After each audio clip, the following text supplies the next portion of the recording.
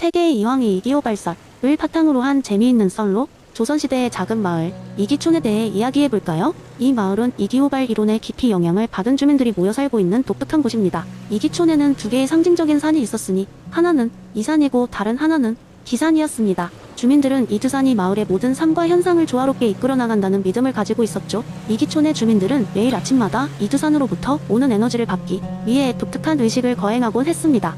이 마을 중심에는 젊은 철학자 훈서가 살고 있었습니다. 훈서는 이와 기의 상호작용을 통해 어떻게 더 나은 마을을 만들 수 있을까? 라는 고민을 하고 있었죠. 그는 마을 전통에 따라 매달 한 번씩 주민들과 함께 이기 모임을 열어 사물과 인간의 본질에 대해 토론하곤 했습니다. 어느 날 마을에 대대로 내려오던 이기 모임에서 갑자기 기산에서 이상한 연기가 피어올랐습니다. 연기의 색이 각양각색으로 바뀌면서 마을 사람들은 이를 두고 큰 흉조라고 생각했습니다. 훈서는 이 현상을 해석하기 위해 고심하기 시작했습니다. 그는 이 연기가 단순한 자연현상이 아니라 이산과 기산의 균형이 깨졌음을 의미한다고 보았습니다. 훈서는 마을 회의를 소집하여 연기의 의미를 설명하고 주민들에게 이와 기가 어떻게 상호작용하고 있는지를 새롭게 이해시키려 했습니다. 그 결과 주민들은 모든 문제의 원인이 기의 과잉임을 깨달았습니다. 즉, 마을 사람들이 지나치게 물질적 소비에만 몰두하는 동안 이의 중요성을 잊고 살아왔던 것이지요. 이를 해결하기 위해 훈서는 주민들과 함께 매주 이산을 오르며 명상을 시작했습니다. 이로 인해 주민들은 보다 내면의 평화를 찾기 시작했으며 마을은 점차 안정을 되찾아갔습니다. 재미있는 점은 이 경험 이후로 마을에서는 새로운 풍습이 생겼다는 것입니다. 마을 주민들은 서로를 방문할 때마다 이와 기가 고루 발현된 선물을 주고받자는 규칙을 만들었습니다. 예를 들어 하얀 도화지에 자신이 느낀 이적 깨달음을 적어가거나 직접 가꾼 채소와 같은 기적, 산물을 주고받는 것이었죠. 결국 이기촌은 이기호발의 철학을 실천하며 조화롭고 균형 잡힌 사회를 다시금 만들어낼 수 있었습니다. 이 흥미로운 이야기는 태계 이황의 깊은 철학적 사고가 어떻게 실생활에 적용될 수 있는지를 증명하는 살아있는 예시가 되었습니다. 주민들은 지금도 전통을 이어가며 이와 기가 다름 아닌 하나의 조화로운 세계라는 믿음을 간직하고 있습니다. 두 번째 이야기, 옛날 옛적 조선의 한 작은 마을에 모든 사람들이 이야기를 사랑하는 장난기 많은 스토리텔러 이름하여 이야기꾼 철수가 살고 있었습니다. 철수는 그의 말솜씨로 마을 사람들의 마음을 사로잡았고 장터에서 이야기꾼으로서 독보적인 위치를 차지하고 있었죠. 그러던 어느 날 철수는 율곡이의 이기 원론에 대해 듣게 되었습니다. 철수는 마을 사람들에게 이 철학적 개념을 쉽게 설명해주고 싶었으나 그저 단순히 이론을 읊는 것은 그의 방식이 아니었습니다. 그래서 그는 이론을 바탕으로 재미있는 이야기를 꾸기로 결심했습니다. 어느 맑은 아침, 철수는 장터에 모인 마을 사람들에게 이야기를 시작했습니다. 여러분, 오늘은 가장 특별한 두 친구의 이야기를 들려드리겠습니다. 먼저 우리 주인공 이선생이 있습니다. 그는 언제나 이상을 추구하고 본질을 아는 것을 좋아하는 사람입니다. 그는 대단히 현명하지만 조금은 현실과 동떨어져 있죠. 그에게는 아주 친한 친구 기선생이 있습니다.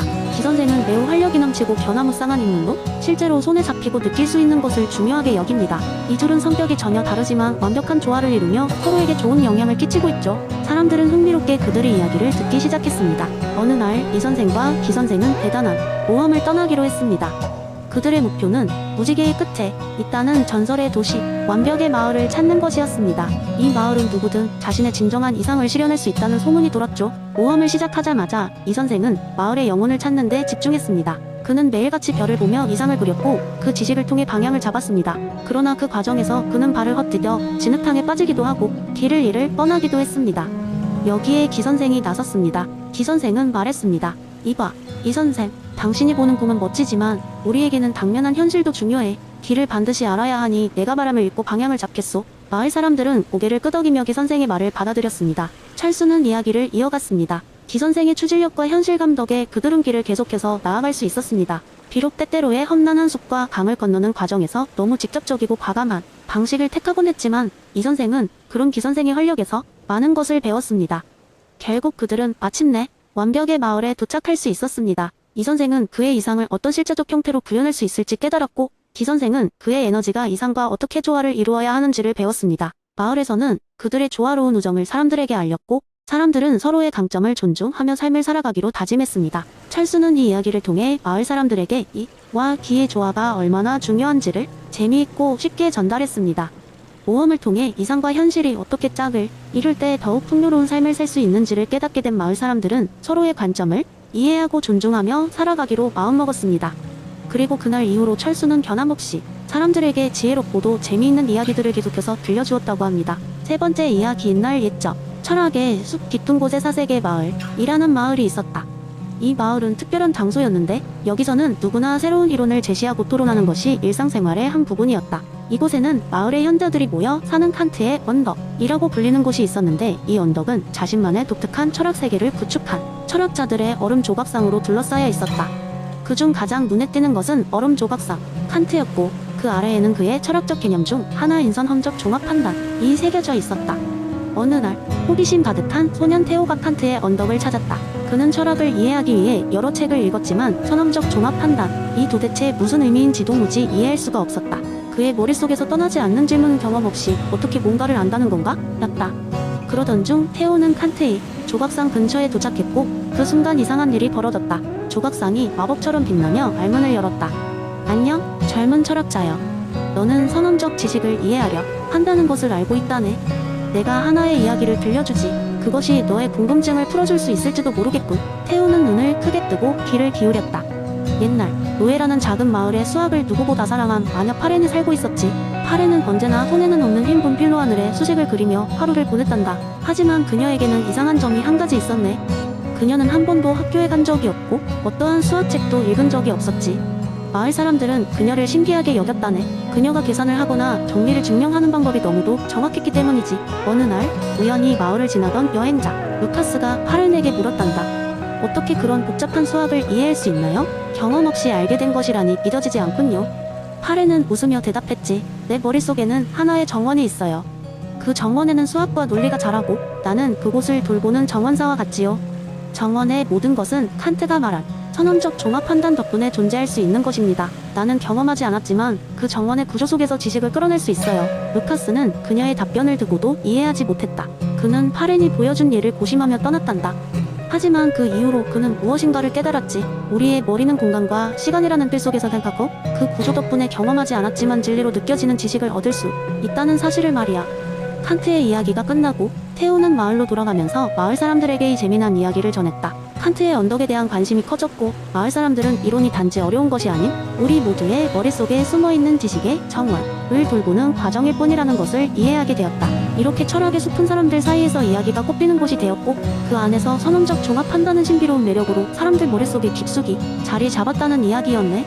네 번째 이야기, 한적한 마을에 철학을 좋아하는 젊은 농부 제임스가 살고 있었습니다. 제임스는 아리스토텔레스의 목적론에 깊은 감명을 받아 그 원리를 자신의 삶에 적용하곤 했습니다.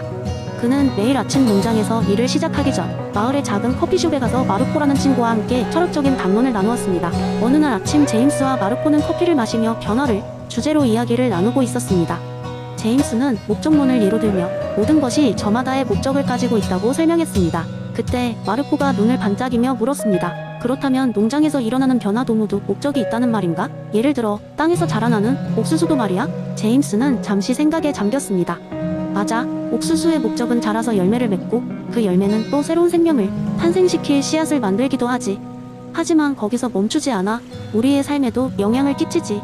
우리는 옥수수를 통해 식량을 얻고 그 식량은 더 큰 건강과 활력을 가져다 준단 말이야. 마르코는 고개를 끄덕이며 말했다. 그럼 우리 삶의 목적은 뭐라고 생각해? 내가 구워파는 빵에도 어떤 큰 목적이 있는 걸까? 물론이지. 제임스가 씩 웃으며 답했습니다. 내가 구운 빵은 단순히 배고픔을 달래는데 그치는 것이 아니라 사람들에게 즐거움을 주고 행복한 순간을 만들어주잖아. 그리고 그 빵을 먹는 사람들은 그 에너지를 가지고 또 다른 목적을 추구해. 이렇게 모든 것이 연결되어 있다는 것이 목적론의 매력이 아닐까 생각해. 마르코는 잠시 생각에 잠겼다가 이야기를 이었습니다. 그렇다면 우리의 대화도 어떤 목적에 부합하겠지. 우리는 아마도 서로에게 새로운 시각을 제공하고 여기서 얻은 영감으로 더 나은 삶을 살아가려는 걸지도 모르겠네. 제임스는 잘 익은 옥수수 같은 그에 미소를 지으며 말했습니다. 맞아, 마르코. 아리스토텔레스의 목적론은 우리가 사소하게 여기는 일상의 작은 부분에도 얼마나 깊이 있는 의미가 깃들어 있는지를 깨닫게 해 주지. 그리고 그 깨달음 덕분에 우리의 하루하루가 더 의미 있고 가치 있게 느껴지는 것 같아. 그 후로도 제임스와 마르코는 매일 아침 같은 커피숍에서 만나 철학과 삶에 대해 이야기하며 그들 주변에 존재하는 모든 것의 목적을 함께 찾아보곤 했습니다. 그들은 서로의 목적을 발견하는데 큰 도움이 되었고 그 과정 속에서 자신들의 목적을 더욱 명확히 이해하게 되었습니다. 그렇게 그들의 삶은 아리스토텔레스가 말한 것처럼 저마다의 목적을 향해 깊이 있는 행보를 이어갔습니다.